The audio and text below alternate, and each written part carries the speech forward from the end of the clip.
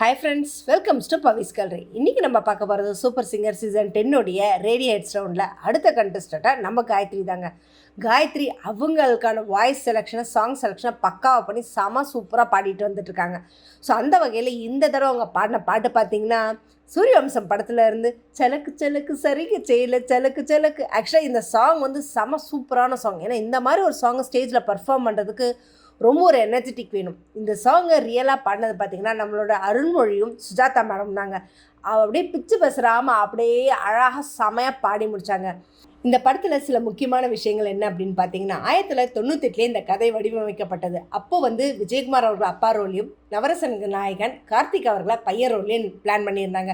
But என்னவோ காரணம் ஒரு 10 வருஷம் இடைவெளிக்கு அப்புறம் இது அப்படியே நின்றுடுச்சு. 1996 பூவே உனக்காகல விக்ரமன் அவர்கள் அந்த படத்தை செம சூப்பர் டூப்பர் ஹிட்டாக எடுத்தாங்க. அப்புறம் ஒரு வழியாக இப்போதைக்கு யாரை வந்து இந்த ஸ்டோரியை பேஸ் பண்ணி எடுக்க முடியும்னு ஒரு யோசனை வந்தார். சரி, சரத்குமார் தான் இப்போதைக்கு ஒரு லீடிங்கில் போயிட்டுருக்காரு, அவர் வச்சே போயிடலாம் அப்படின்னு சொல்லி டுவெல் ரோலாக 2 அப்பா கேரக்டரும் சரி பையனோட கேரக்டரும் 2த்துலேயுமே அவரை வச்சே போகலான்னு டிசைட் பண்ணி அப்படி உருவானதான் 1997 இந்த படம்ங்க. இந்த படம் வந்து நிஜமாகவே செம சூப்பரான ஒரு விஷயம். ஏன்னா இந்த படத்தை 1998 தெலுங்குலேயும் ரீமேக் ஆனதுங்க. சூரிய வம்சம் அப்படின்ற பேர்லையும், ஹிந்தியில் சூரிய வம்சம் அப்படின்னு சொல்லியும், 99 கன்னடத்துலேயும் சூரிய வம்சா அப்படின்னு சொல்லி 99 வந்ததுங்க. ஸோ 3 லாங்குவேஜும் ஆயிருக்கு. இதை தாண்டி இந்த படத்துக்கு பல அவார்ட்ஸ் கிடச்சிருக்கு. ஃபிலிம்ஃபேர் அவார்ட்ஸ் சவுத்துலேருந்து பெஸ்ட் ஆக்டருக்கு சரத்குமார் அவர்களுக்கும், சினிமா எக்ஸ்பிரஸ் அவார்ட்லேருந்து மொத்தம் 5 அவார்ட் கிடச்சிதுங்க. பெஸ்ட் ஃபிலிம் தமிழுக்காகவும், பெஸ்ட் டைரக்டர் அவார்ட் விக்ரமன் அவர்களுக்கும், பெஸ்ட் ஆக்டர் அவார்ட் சரத்குமார் அவர்களுக்கும், பெஸ்ட் ஃபீமேல் பிளேபேக் சிங்கர்னு சொல்லிட்டு சுஜாதா அவர்களுக்கும், பெஸ்ட் மியூசிக் டைரக்டர் தமிழ்னு சொல்லிட்டு எஸ் ஏ ராஜ்குமார் அவர்களுக்கும் கிடச்சிதுங்க.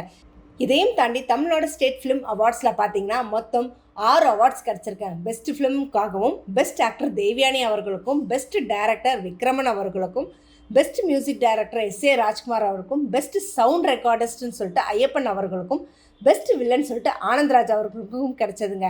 இதுக்கப்புறம் தினகரன் சினிமா அவார்ட்ஸ்ன்னு சொல்லி பெஸ்ட் ஃபிலிம் சூரியவம்சத்துக்காகவும், பெஸ்ட் ஆக்டர் சரத்குமாருக்கும், பெஸ்ட் ஆக்ட்ரஸ் தேவயானிக்குங்க.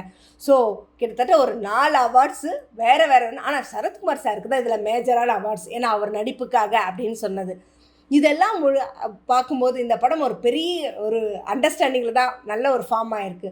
அப்படி இருக்கும்போது எஸ் ஏ ராஜ்குமார் அவர்கள் காயத்ரி பாடி முடிச்சும் ஒரு விஷயத்த சொன்னாருங்க. ஆக்சுவலாக விக்ரமன் சார் வந்து ஒரு வெஜிடேரியன் மாதிரி, அவருக்கு வந்து இந்த மாதிரி சாங்ஸ் எல்லாம் இருக்கிறது, அந்த வரியெல்லாம் பிடிக்காது. அப்போது வந்து நாங்கள் சொன்னோம், இல்லை சார் பல்லி விழுந்த இடத்துல ஏதாவது பாட்டு விழுந்தே தெரியணும் அப்படின்னு சொல்லி அவரை கன்வின்ஸ் பண்ணி நாங்கள் தான் கட்டாயப்படுத்தி இந்த பாட்டையே வச்சோம். அதுக்கு அடடா அல்வா துண்டு இடுப்பு அந்த ஒரு டைலாக்கை மட்டுமே வச்சு.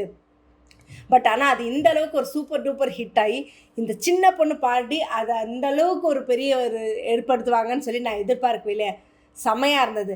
பட் இந்த சாங்கை என்னதான் நம்ம எவ்வளோ சாங்ஸ் ஒரு கம்போசராக மியூசிக் டைரக்டர் கேட்டாலும் சில சாங்கெல்லாம் ஒரிஜினல் சாங் கேட்கறத விட இவங்க மாதிரி ஆளுங்க பாடினதும் அந்த ஞாபகம் தான் வரும். உதாரணத்துக்கு சொன்னால் நம்மளோட கோவை சலாவை எடுத்துக்கிட்டிங்கன்னா ஸ்நேகிதனை என்னதான் வந்து ஸ்நேகிதனை சாங் வந்து அலைப்பாய்தல் கேட்டான்னு வேணாம் நமக்கு ஞாபகம் வருது அவங்க பாடினதும். அதே மாதிரி வடிவேலு அவர்கள் பாடினது ஒரு பொய்யாவது சொல்கண்ணே, இன்றைக்கி வரைக்கும் அந்த ஜோடியில் வர அந்த சாங் வந்து இவங்களோட மைண்டுக்கு தான். அதே மாதிரி இந்த சாங்கை ஸ்டேஜில் வேறு ஹிட் கொடுத்தவர் தாங்க. நம்ம எல்லாருக்கும் தெரிஞ்சால் தான் ஸ்டார் விஜய்க்கு அவர் ஒரு செல்ல பிள்ளை அப்படின்னு தான் சொல்லணும். யாருங்க, நம்மளுடைய ராமர் தாங்க. ஆமாங்க, இந்த பாட்டை மனுஷன் போட்டு கொத்து பரோட்டா போடாத கண்டிஷனாக போட்டு பிச்சு எடுத்துட்டாருன்னு தான் சொல்லணும். அதுவும் பாடின எப்படின்னா சலக் சலக் நெருப்பு நெருப்பு இடுப்பு நிஜமாக சத்தியமாக சொல்கிறேன். அப்படியெல்லாம் எழுதணும்னு நினச்சா கூட கம்போசர்லாம் வேறு வழி இல்லை அப்படின்னு சொல்லிட்டு அதை ஒத்துக்கிட்டு தான் போகணும். அந்த மாதிரி ஒரு சொன்னால் அதையும் எஸ் ஏ ராஜ்குமார் சொல்லிட்டார், கம்போசரான நான் என்னதான் சாங் ஹிட் ஆனாலும் இந்த மாதிரி விஷயங்கள் பல பரிமாணத்தில் வந்தாலும் அதை நான் ஏற்றுக்கிட்டு தான் தீரணும்னு சொல்லி அவர் அந்த விஷயத்தையும் சொல்லிட்டாருங்க. ஸோ காயத்ரி செம சூப்பரான ஒரு பர்ஃபார்மன்ஸ் கொடுத்துருக்காங்க. ஸோ அடுத்தடுத்த ரவுண்டுக்கு அவங்க செமையாக ப்ரிப்பேர் ஆகிட்டு வராங்க. ஸோ இதை பற்றின கமெண்ட்டை கமெண்ட் பாக்ஸில் கொடுங்க. இந்த மாதிரி இன்ட்ரெஸ்டிங்கான அப்டேட்ஸ்க்கு என்னோடய சேனலை சப்ஸ்கிரைப் பண்ணிக்கோங்க. பக்கத்தில் இருக்க பெல் ஐக்கானும் கிளிக் பண்ணிக்கோங்க, நோட்டிஃபிகேஷன் மிஸ் பண்ணாமல் இருக்கிறதுக்கு.